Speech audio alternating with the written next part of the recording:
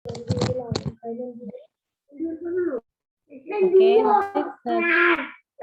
silahkan nanti hasil rekaman dari perkuliahan kita pada hari ini nanti silahkan untuk di-share di grup ya, dijadikan satu di YouTube. Oke, saya lanjutkan ya. Jadi yang membedakan antara metode harga pokok dasar dengan metode harga pokok proses lanjutan itu adalah di cara mencari biaya produksi per unitnya. Kalau di metode harga pokok proses yang dasar, gitu ya, kita hanya membutuhkan total biaya produksi dibagi dengan unit ekuivalennya. Sedangkan ketika kita berbicara mengenai laporan biaya produksi, gitu ya, laporan biaya produksi yang menggunakan proses costing, kemudian ada informasi yang menggunakan weighted average atau metode rata-rata tertimbang dan FIFO, gitu ya, itu nanti ada beberapa kata kunci yang harus diperhatikan. Nah, di sini nanti kita juga akan belajar bagaimana perlakuan terhadap barang yang rusak atau barang yang hilang. Ya, jadi memang proses costing itu memang ceritanya panjang. Berbeda dengan job order costing yang hanya lebih singkat, gitu ya.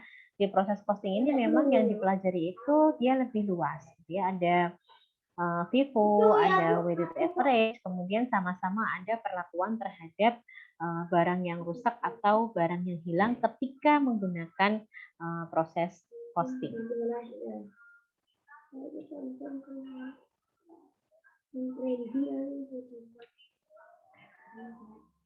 Nah, ketika kita menggunakan metode weighted average, gitu ya, nanti kita juga akan mempunyai kata kunci. Nah, di sini ada informasi mengenai persediaan BDP atau barang dalam proses awal periode atau awal produksi, barang dalam proses awal, barang dalam proses akhir, unit yang belum selesai, barang yang sudah selesai kemudian ditransfer ke departemen berikutnya misalnya. Kemudian sama dengan metode proses costing dasar, gitu ya. Di sini juga akan ada laporan biaya produksi, di mana di dalam laporan biaya produksi ini akan ada pertanggungjawaban produksi yang dipertanggungjawabkan, kemudian ada laporan biaya produksi yang mencakup biaya yang dipertanggungjawabkan, dan pertanggungjawaban biaya keduanya adalah per departemen. Nah, itu nanti jadi kita akan menyusun laporan biaya produksi per departemen. Kemudian dari situ nanti kita akan mengetahui balance atau tidak di pertanggungjawaban biaya maupun pertanggungjawaban produk. Itu intinya yang kita butuhkan dengan realisasinya itu sama atau tidak. Nah, di sini teman-teman bisa lihat, gitu ya, untuk metode rata-rata tertimbang atau weighted average.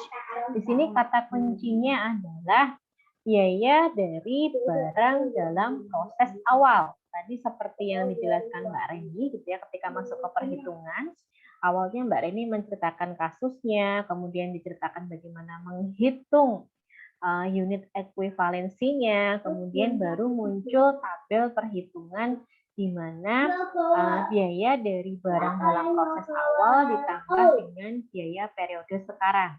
Artinya apa? Artinya biaya periode sekarang ini adalah biaya periode yang sedang berlangsung, berjalan, berlangsung, sedang terjadi. Nah, biasanya diperoleh dari mana? Biasanya diperoleh dari informasi perusahaan.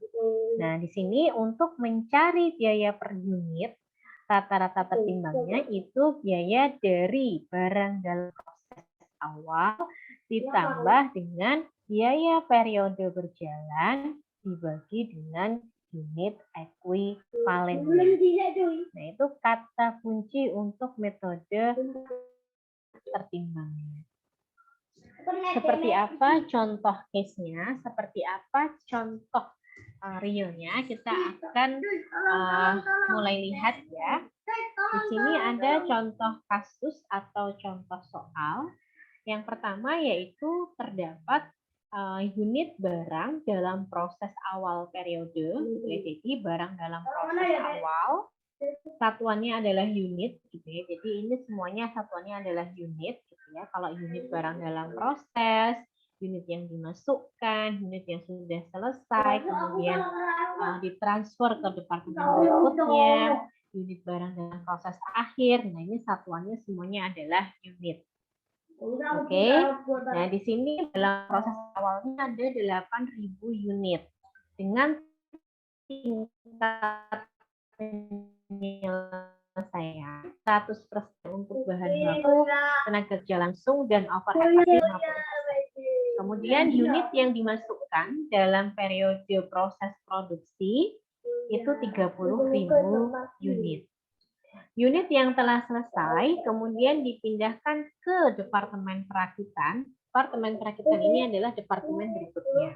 Kita asumsikan ini adalah perusahaan mebeler misalnya. Perusahaan mebeler berarti dia butuh perusahaan pemotongan, memotong kayu misalnya. Perakitan adalah merakit potongan kayu tersebut menjadi misalnya satu set meja kursi, misalnya seperti itu. Nah, kemudian ada barang dalam proses akhir, gitu ya, nilainya adalah 7.000 unit. Nah, di sini tingkat penyelesaiannya untuk bahan baku 100% dan untuk TKL maupun overhead-nya itu adalah 60%. Nah, ini ada informasi mengenai biaya barang dalam proses awal. Nah, ini berarti kalau kita bicara biaya, berarti satuannya sudah bukan unit lagi, tapi satuannya adalah satuan rupiah. Nah, ini biaya untuk barang dalam proses awal. Nah, ini ada 16.040.000 dengan rincian ada biaya dan biaya overhead pabriknya. Kemudian ada informasi biaya selama bulan Februari. Nah, berarti ini adalah biaya yang dimaksud sebagai biaya periode berjalan. Ini yang dimaksud sebagai biaya periode sekarang, ya. Biaya periode yang sedang berlangsung. Ini ada bahan baku, tenaga kerja langsung, dan overhead pabrik. Nilainya 100.772.000. Jadi ada biaya barang dalam proses awal dan ada biaya yang ditambahkan atau biaya yang sedang berlangsung atau biaya periode berjalan. Nah, seperti tadi yang saya sampaikan, langkah-langkah ketika kita menyusun laporan biaya produksi. Ingat, proses costing itu selalu per departemen. Kalau yang kemarin, job order costing itu hanya satu kesatuan, sedangkan untuk proses costing dia cenderung per departemen. Departemen A sendiri, departemen B sendiri, departemen C dan D sendiri. Misalnya lebih dari satu departemen. Langkah pertama, hampir sama dengan dasar dari proses costing, kita akan menentukan unit ekuivalennya dulu. Nah, setelah kita bisa menentukan unit ekuivalennya, baru kita akan mencari biaya produksi per unitnya. Nah, kita bisa menentukan ekuivalennya dulu, kemudian biaya per unitnya, kemudian nanti kita baru bisa hitung dari total biaya dari barang yang sudah dikirimkan ke departemen berikutnya, artinya berarti ada produk yang sudah jadi, kemudian ditransfer ke departemen berikutnya untuk dilakukan proses lanjutan. Oke, kemudian nanti baru kita bisa menyusun laporan biaya produksinya. Nah, untuk laporan biaya produksinya nanti ada 2 item yang penting. Item pertama adalah produksi dari unitnya, produksi dari barangnya. Jadi pertanggungjawaban produksi yang dipertanggungjawabkan. Antara itu harus balance. Yang kedua ada pertanggungjawaban biaya dan biaya yang harus dipertanggungjawabkan. Jadi poin A mengenai produksinya, poin B mengenai biayanya. Itu untuk laporan biaya produksinya. Kita sambil lihat ya.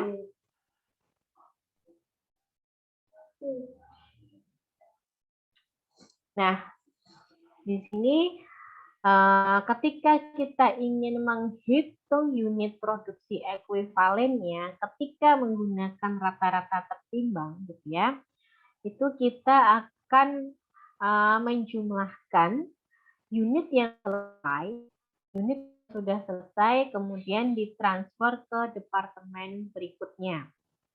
Nah, saya rasa ini hampir sama ya dengan yang unit apa namanya kita gunakan ketika kita menghitung proses costing dasar itu hampir sama. Kemudian ini ditambahkan dengan unit barang dalam proses akhir. Nah, dikalikan dengan tingkat penyelesaiannya. Teman-teman bisa bandingkan ya antara video saya yang ini dengan video yang kemarin. Misalnya di record, teman-teman bisa bandingkan perbedaan antara proses posting dasar dengan proses posting lanjutan. Nah, untuk menghitung unit produksi ekuivalennya, kita akan hitung unit yang sudah selesai, kemudian ditransfer ke departemen berikutnya. Di sini adalah departemen pertukaran. Angkanya itu 31 unit. Dari mana? Dari informasi perusahaan.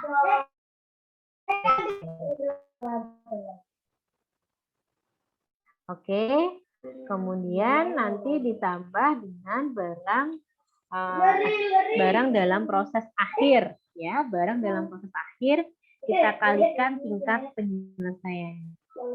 Untuk departemen pertama, bahan bakunya kita masih punya tingkat penyelesaian 100%. Kemudian untuk tenaga kerja langsung dan overhead pabriknya masing-masing 60%. Ini kita kalikan. Nah, nanti akan ketemu unit produksi ekuivalen per bahannya. Jadi per bahan baku, per tenaga kerja, dan per BUP-nya. Jadi secara keseluruhan gitu ya, secara keseluruhan unit produksi ekuivalen untuk masing-masing bahan. Bahan baku, tenaga kerja, dan overhead pabrik. Dijumlahkan masing-masing misalnya di sini 38.000, 35.200, dan 35.200. Angkanya sama untuk yang tenaga kerja langsung dan overhead pabrik. Karena apa? Karena tingkat penyelesaiannya sama, masing-masing 60%.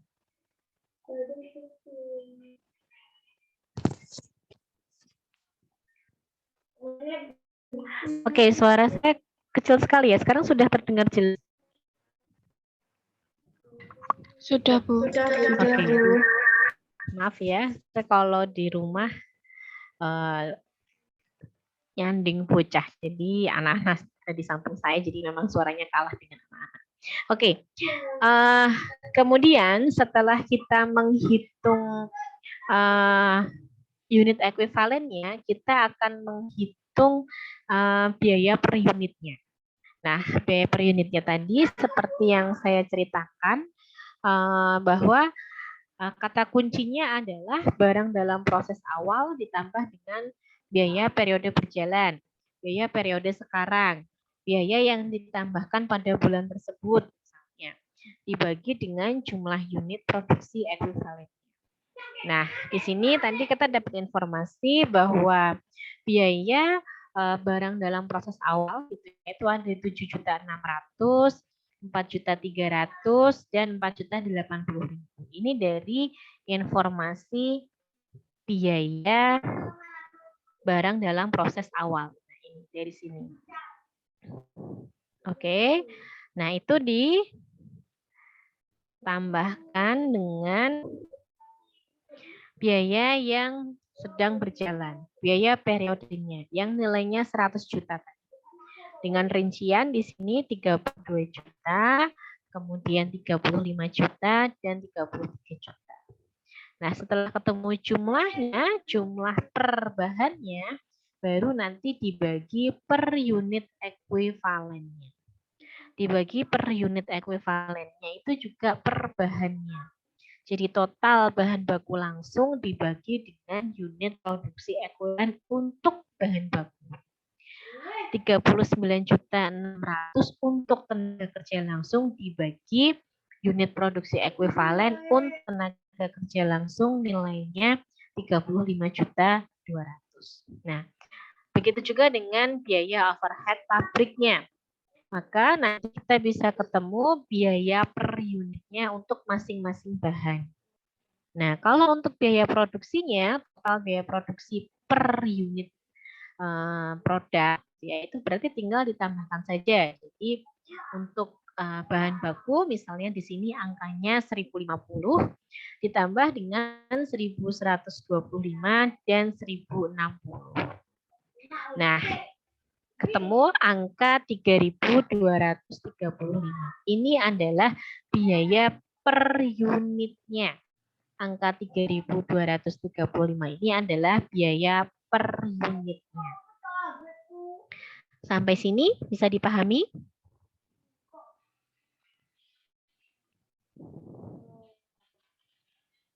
Bisa, Bu. Cek. Bisa ya, sebenarnya apa yang disampaikan sama Mbak Reni tadi hampir sama dengan yang saya sampaikan gitu ya. Tapi mungkin teman-teman tadi masih ada yang bingung bagaimana. Tapi sebenarnya sama. Tadi saya lihat case-nya hampir sama gitu. Cara mencarinya juga hampir sama. Cuman mungkin Mbak Reni cara menjelaskannya masih letterlock gitu ya, masih sekedar membaca. Dan teman-teman belum tune in gitu. Nah, di sini tadi yang saya cerita gitu ya. Jadi kalau kita bicara mengenai proses costing, itu nanti ada pertanggungjawaban produksi, pertanggungjawaban biaya, produksi yang dipertanggungjawabkan, dan biaya yang harus dipertanggungjawabkan. Nah, di sini ada pertanggungjawaban biaya seperti yang saya ceritakan. Pertanggungjawaban biaya ini berarti berbicara mengenai unit yang sudah selesai. Nah, unit yang sudah selesai kemudian ditransfer ke departemen berikutnya. Di sini adalah departemen perakitan. Tadi informasinya unit yang sudah selesai kemudian ditransfer ke departemen perakitan itu sebanyak 31.000 unit, ya kan? Nah, ini dikalikan dengan biaya produksi per unitnya.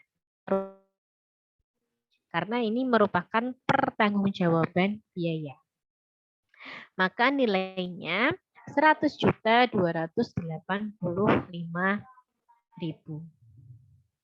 Nah, kemudian kita baru menghitung untuk barang dalam proses akhirnya. Nah, untuk barang dalam proses akhirnya, kita menghitung unitnya ada berapa? 70 unit. Tingkat penyelesaiannya berapa? 100% bahan baku, 60% untuk tenaga kerja dan overhead pabrik. Baru kita kalikan per unit per bahannya. Jadi angka 1050, 1125, dan 1060 ini adalah per bahannya.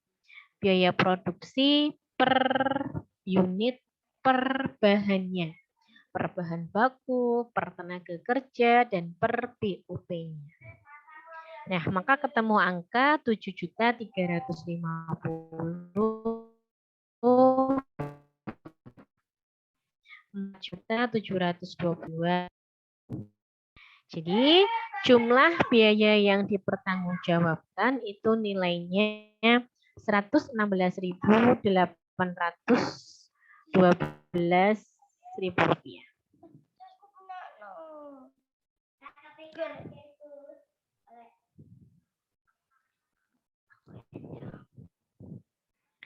Oke. Sampai sini ada pertanyaan?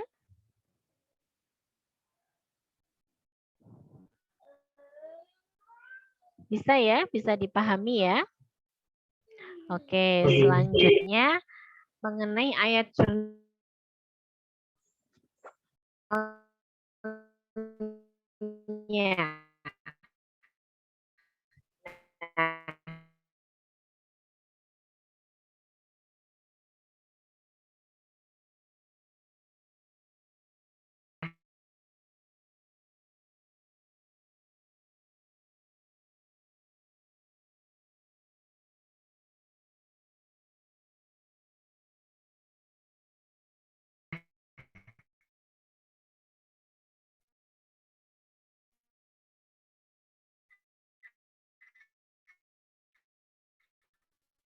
ayat jurnalnya ini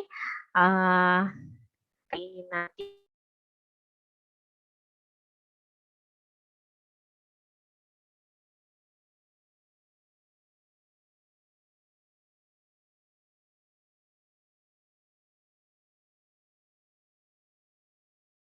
maaf ya, saya share screen lagi. Oke, maka ayat jurnalnya ketika terdapat barang dalam proses yang harus dilanjutkan ke departemen berikutnya, itu ayat jurnalnya masih barang dalam proses untuk departemen pemotongan pada barang dalam proses untuk departemen, kebalik, barang dalam proses departemen perakitan gitu ya, karena untuk melanjutkan proses produksi pada barang dalam proses departemen pemotongan. Karena BDP di departemen pemotongan itu nanti akan berkurang. Sebesar berapa? Sebesar 100.285.000.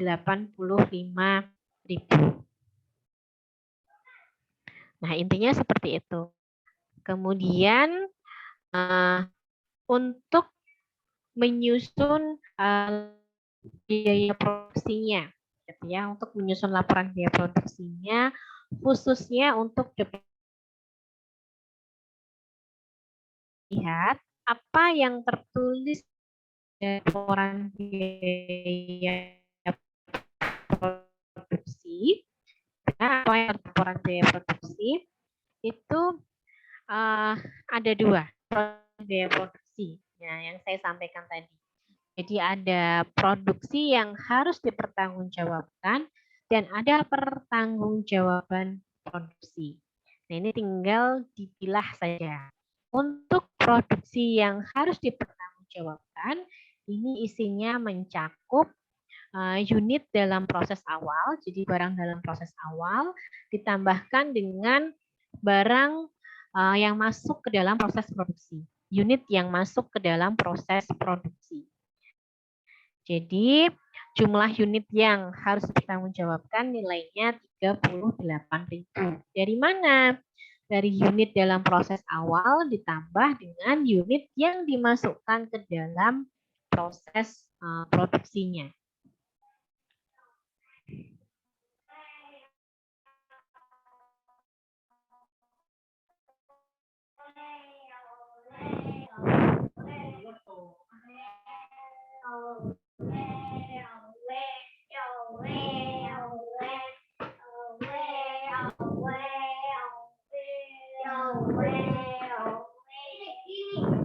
Main di luar.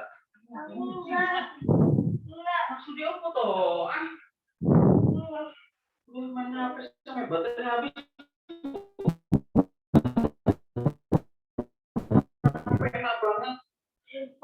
Nah, di sini ada pertanggungjawaban produksi.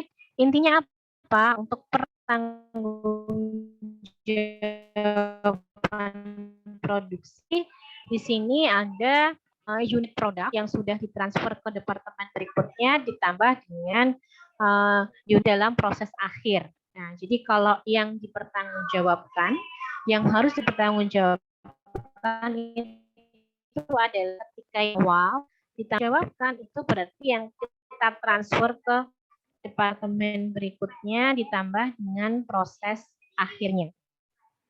Nah, begitu juga dengan biaya produksinya. Biaya produksinya itu harus dipertanggungjawabkan dengan pertanggungjawaban biaya. Nah, untuk biaya yang harus dipertanggungjawabkan itu ada barang dalam proses awal,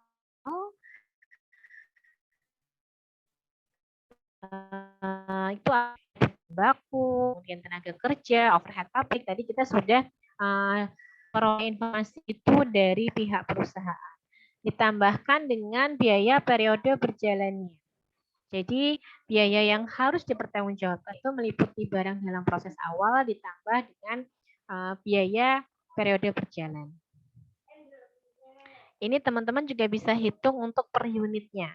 Nah, per unitnya juga bisa dihitung. Nah, di sini setelah ada biaya yang harus dipertanggungjawabkan, kita juga ada pertanggungjawaban biaya. Nah, pertanggungjawaban biaya ini adalah yang sudah kita lakukan gitu ya. Berarti yang ditransfer ke departemen berikutnya. Tadi nilainya 31.000 unit dikalikan 3.235.000 rupiah. Jadi nilainya ada sekitar 100 juta. Kemudian barang dalam proses akhirnya itu kita lihat ada 7.000 unit dikalikan dengan persentase penyelesaian dikalikan dengan biaya per unit per bahannya. Maka jumlah biaya yang dipertanggungjawabkan adalah 116 juta.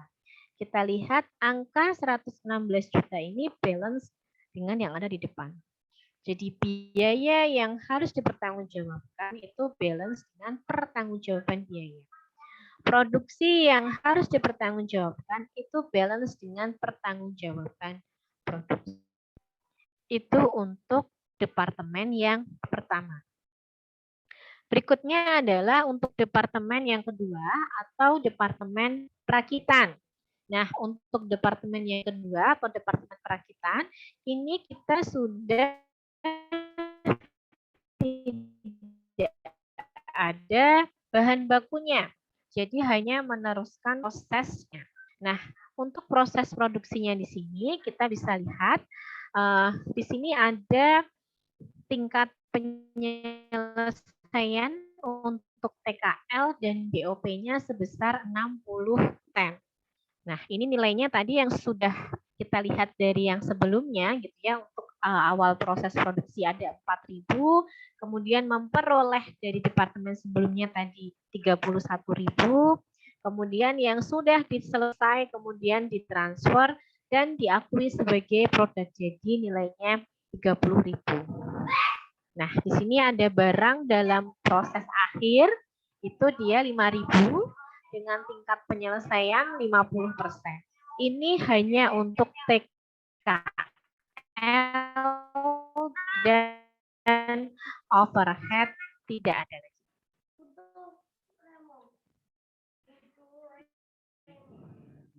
Nah, di sini teman-teman bisa lihat untuk biaya dari barang dalam proses awal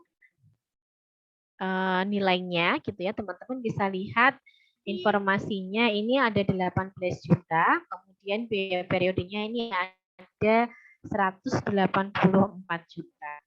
Nah, untuk angka 12 juta dan 100 juta ini diperoleh dari departemen sebelumnya.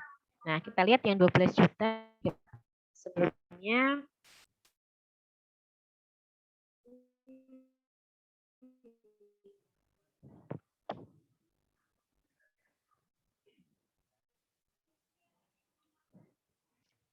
Ini ya, 100 juta 285.000.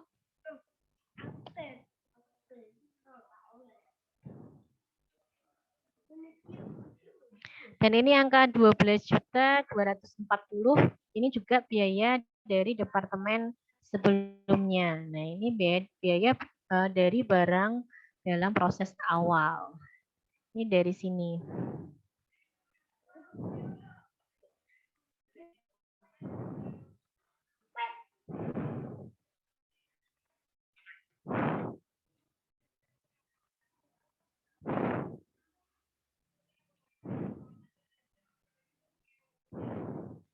Ini hanya untuk yang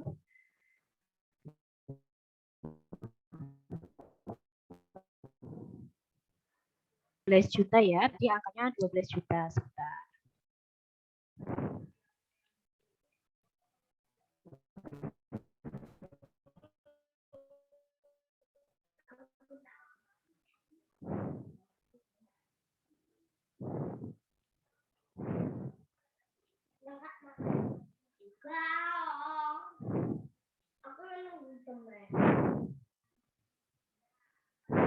Berarti ini informasi dari sini. Nanti saya cek dulu untuk yang angka 12 juta ini diperoleh dari mana saja.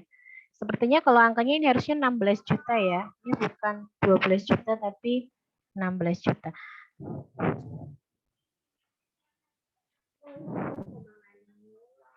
Oh, dari sini, dari 30,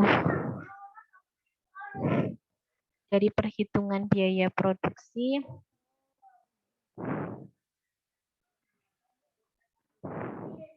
Nah, ini dijumlahkan, dibagi. Nanti saya cari ya untuk yang angka 12.000. Tapi untuk yang angka 100 juta ini sudah pasti ini dari biaya departemen sebelumnya, dari yang ditransfer tadi.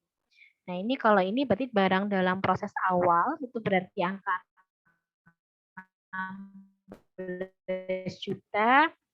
Nanti unit ekuivalennya dulu. Nanti saya cari untuk yang ini. Tapi ini yang ini baru 3.400.000 ini angka baru. 3.100 juta ini yang nanti saya cross check angkanya dari mana. Nah, berikutnya sama caranya kita menghitung unit produksi ekuivalennya. Nah, kita menghitung unit produksi ekuivalennya. Nah, di sini sudah tidak ada bahan baku. Ya, sudah tidak ada bahan baku, hanya ada biaya dari departemen sebelumnya. Nah, ini biaya dari departemen sebelumnya, ini satuannya unit gitu ya. Nah, ini makanya tingkat penyelesaiannya diasumsikan dari departemen sebelumnya itu 100%. Lalu untuk TKL dan BOP-nya masing-masing 50%. Caranya sama dengan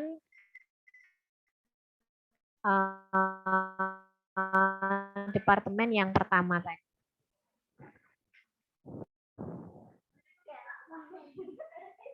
Nah, ini juga sama untuk perhitungan biaya per unitnya, gitu ya. Untuk perhitungan biaya per unitnya ini juga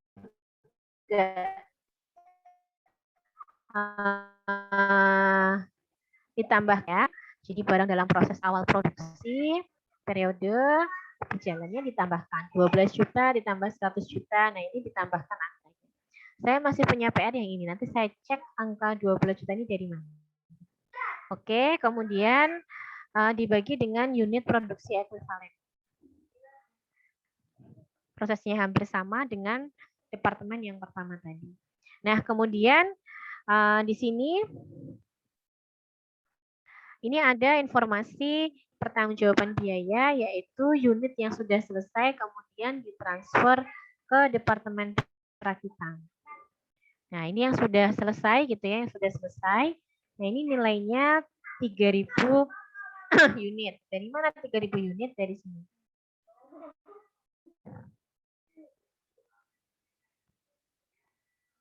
Nah, ini.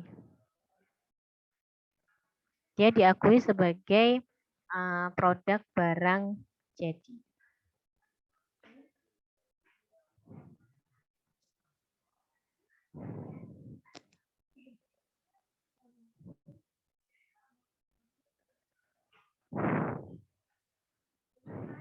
Kemudian kita lihat biaya dari persediaan barang dalam akhir. Jadi ya, kita menggunakan harga biaya per unit per bahannya. Hanya tingkat penyelesaiannya sesuai dengan informasi yang ada di departemen pertama.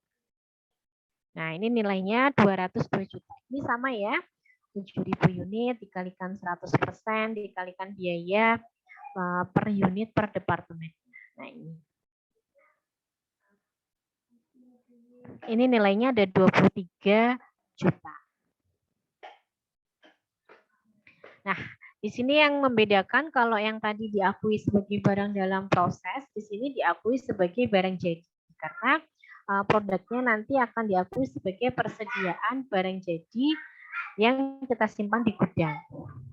Nah, setelah itu baru kita susun laporan biaya produksinya untuk yang departemen ini, departemen perakitan. Ini salah ya, ini harusnya departemen perakitan.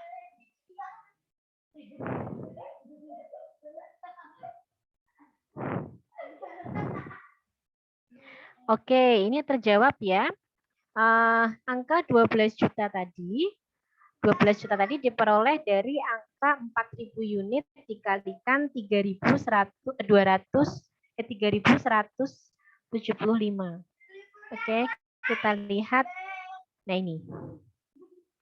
4.000 ini adalah unit dalam proses awal dikalikan angka 3.100 yang awal tadi 3.000 mana ya 3.100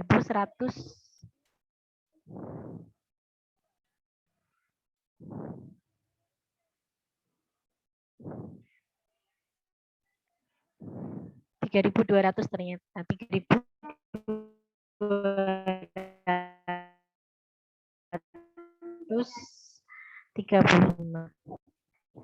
Ini kita katakan 4.000.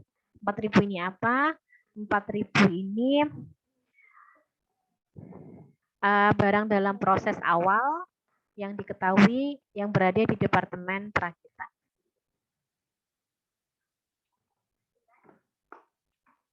Nah ini ya. Ini.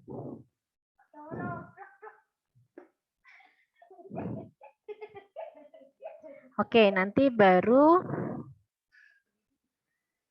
dilihat apakah balance atau tidak antara biaya produksinya yang dipertanggungjawabkan sama pertanggungjawaban biaya sama pertanggungjawaban produksi sama produksi yang harus dipertanggungjawabkan. Caranya sama. Oke, sampai sini ada pertanyaan? Belum ada, Bu.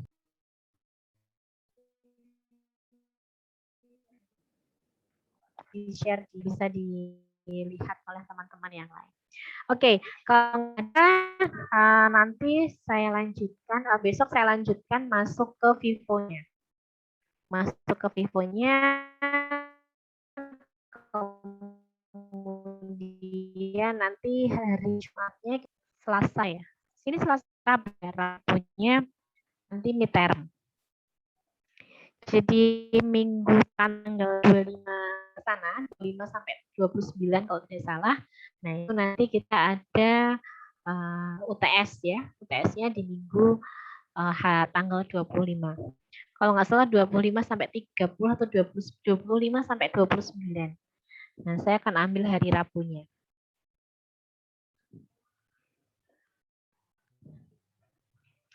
Ya, betul. Ini karena mata kuliah teori. Kalau yang praktek minggu depan sudah ujian. Oke, kalau nggak ada pertanyaan, saya screenshot sebentar ya untuk presensi.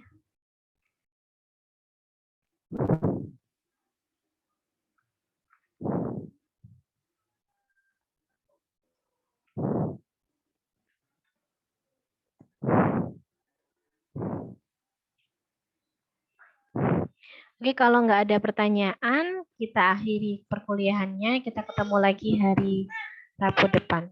Terima kasih, saya akhiri.